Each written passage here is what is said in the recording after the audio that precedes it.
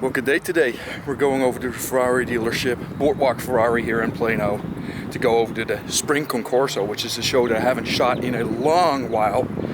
And I'm very excited because it's going to be supercar heavy. And of course, Parking Lot Gold is over here as well, right there. We got that Cayman action, and then of course next with the 911, which looks like a turbo, of course. Very nice. But over here we got one of my favorite Porsches ever. They sound so good. The Porsche GT3. And they got the looks down on this as well. I mean, it has a great stance to it. And over here we got a 720S. It's a 4C pulling in right there. Very nice. This is one of those cars that still looks good in black. Usually that hides the lines, but in this one it works out. And the cool thing is you go close and then you see the freaking carbon fiber on it. Very cool. So the back entrance is over there. I see a bunch of supercars up there already. But we're gonna go over to the front entrance. And as always, we're gonna see what we can see. And I'm so excited.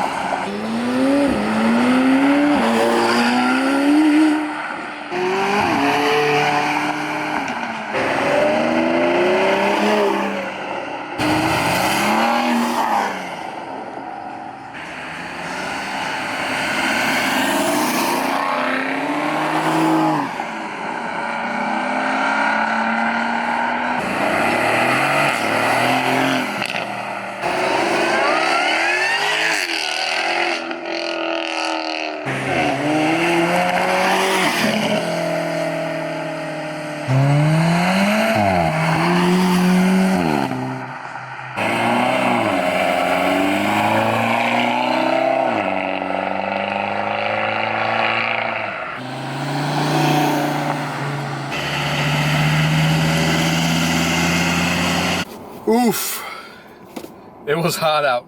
Very hot, got very sweaty, but this is all smiles for me, with the simple reason that I was able to shoot an F40 with not a lot of interference. And then, on top of that, I got to shoot the Regera, and the Regera was one car that I've wanted to shoot for a while, but was never able to because there were so many people around, and this time, you know, so many great cars, people kind of dispersed around it, and I could shoot it to my heart's content almost. So I'm very happy that it was out there, and I was happy that I could shoot it because it was a great looking car inside and out. Another car that I do have to mention though was the Sprint Zagato, the Alfa Romeo.